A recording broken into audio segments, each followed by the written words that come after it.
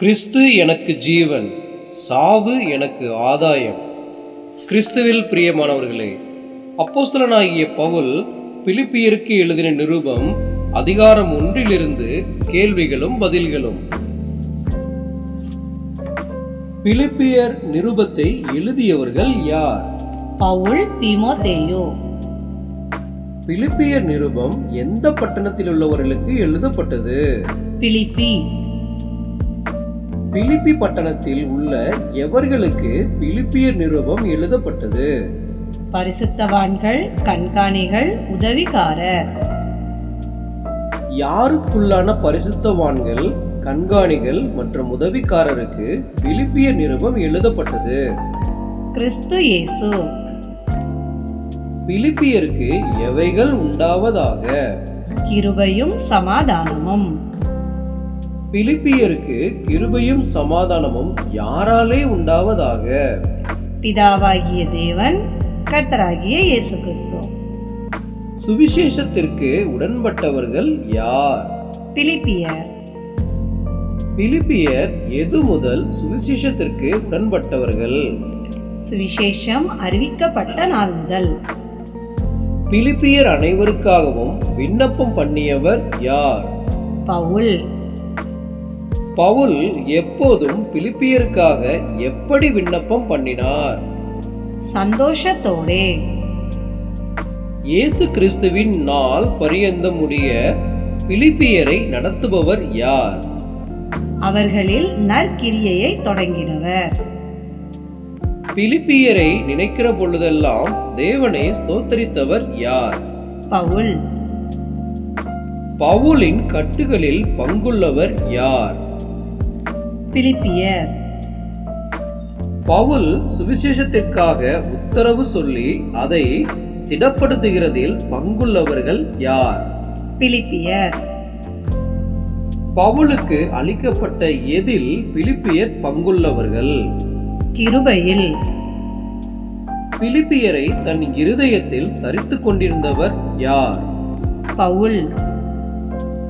பவுலுக்கு யாரை குறித்து நினைக்கிறது தகுதியாயிருந்தது? பிலிப்பியரை குறித்து. பிலிப்பியர் மேல் வாஞ்சையாய் இருந்தவர் யார்? பவுல்.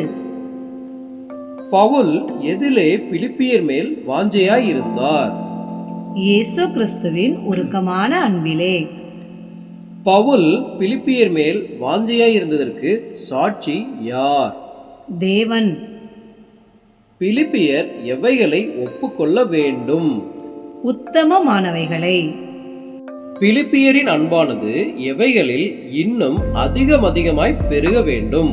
அறிவிலும் எல்லா உணர்விலும். பிலிப்பியர் எவைகளால் நிறைந்தவர்களாக வேண்டும்? நீதியின் கனிகள். நீதியின் கனிகள் யாராலே வருகிறது? இயேசு கிறிஸ்துவினாலே.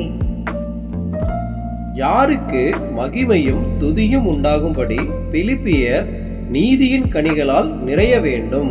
தேவன்.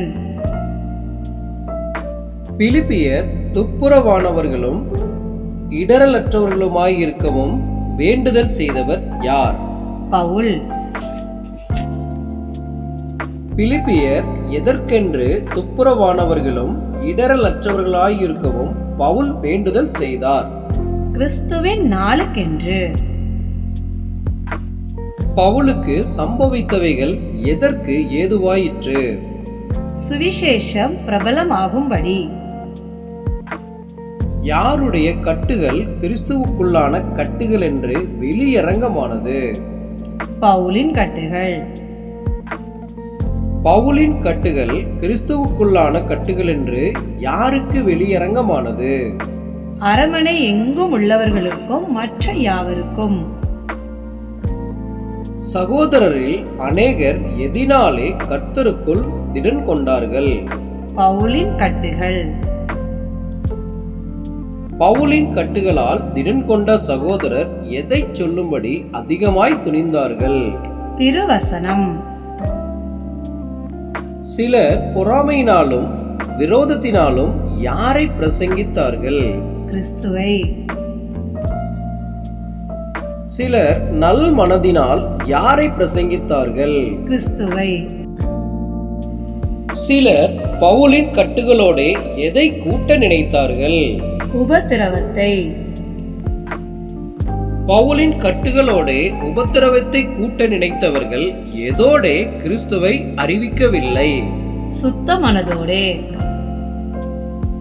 பவுலின் கட்டுகளோடு உபத்திரவத்தை கூட்ட நினைத்தவர்கள் எதினாலே கிறிஸ்துவை அறிவித்தார்கள்?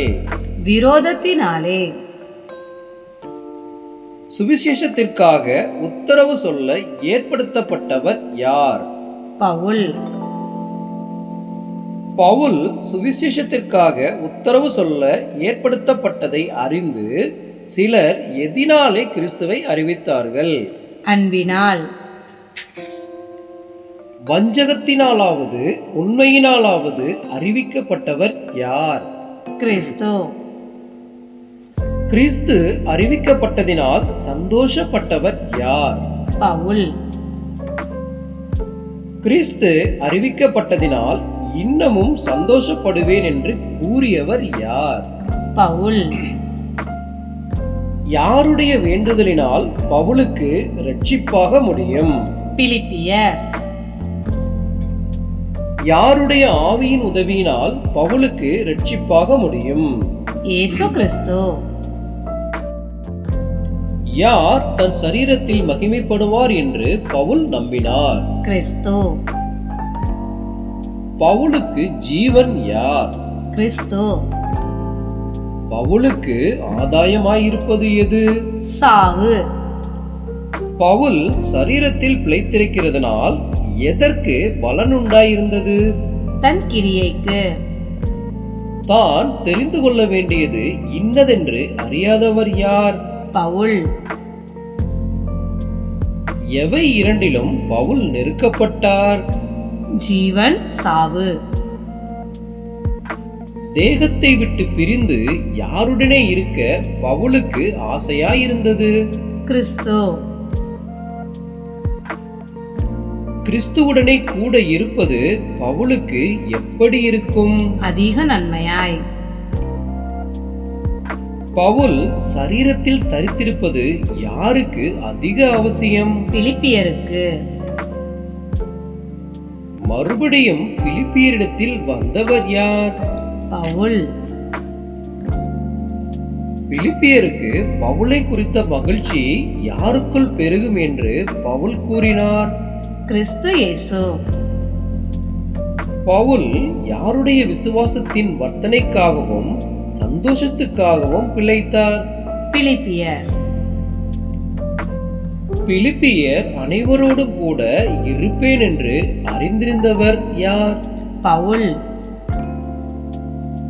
பிலிப்பியர் எதிலே உறுதியாய் நிற்க பவுல் கூறினார்? ஒரே ஆவியிலே.